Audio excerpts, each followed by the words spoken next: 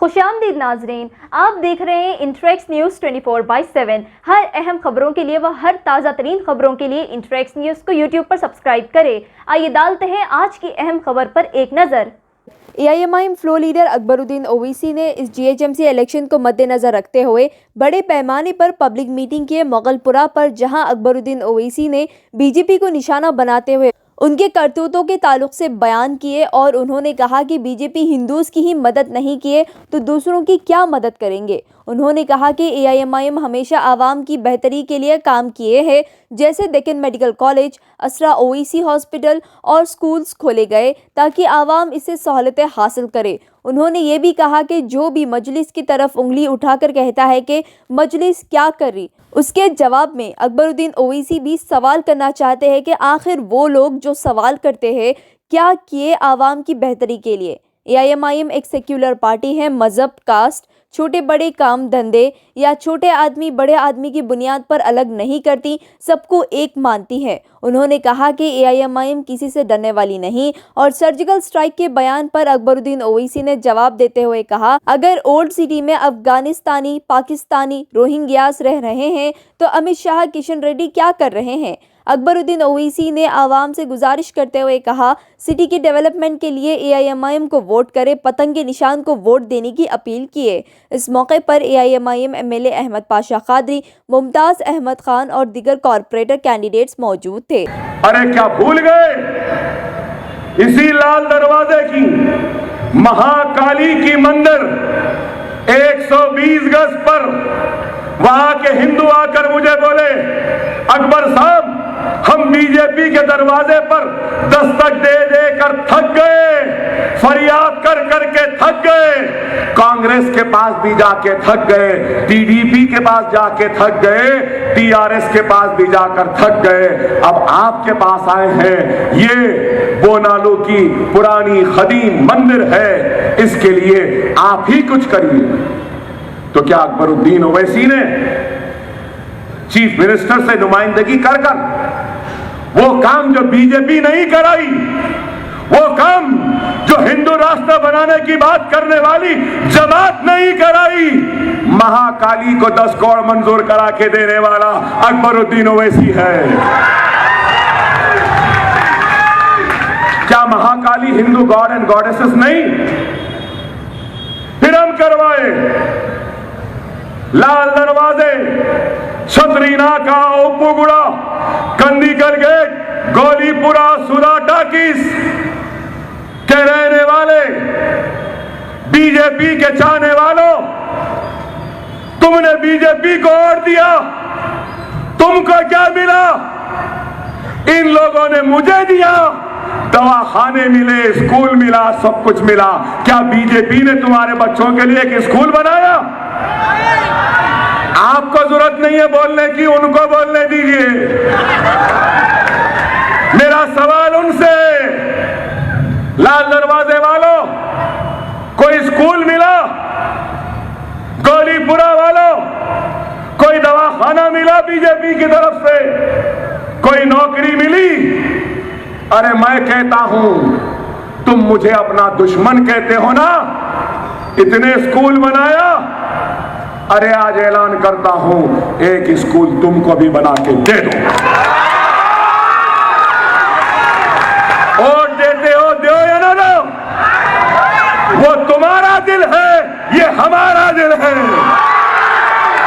वो तुम्हारा ज़र्फ है, ये हमारा ज़र्फ है। आओ, अरे यहां खड़े रह के कह रहा हूं, आओ, अगर कोई संगम के लोग आएंगे कहेंगे, अकबर भाई स्कूल में टीचर की नौकरी दे दो, तो हिंदू को मैं अपने स्कूल में टीचर की नौकरी देने के लिए भी तैयार। आओ, अगर गोलीपुरा, सुल्तान शाही से कोई हिंदू आता है तो आए, ओवैसी हॉस्पिटल, असरा हॉस्पिटल में नौकरी देने के लिए भी तैयार। अरे हम सबको लेकर चलते हैं। लाल दरवाजा, गोलीपुरा, सुल्तान शाही, छतरी नाका, ओपुगुड़े की गुर्बत हिंदू राष्ट्र से दूर होने वाली नहीं है।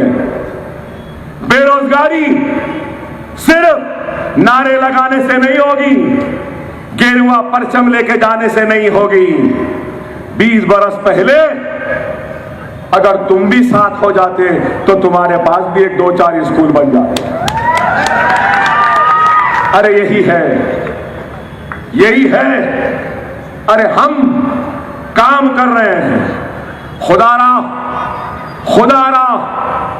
मुनज़्ज़म हो जाओ, मुत्तहिद हो जाओ और बीजेपी, टीआरएस, कांग्रेस, टीडीपी कोई भी हो, सुन लो, तुमसे डरने या घबराने वालों का नाम मजलिस इत्तेहादुल मुस्लिमीन नहीं है। ना तुमसे घबराते हैं, ना तुमसे डरते हैं।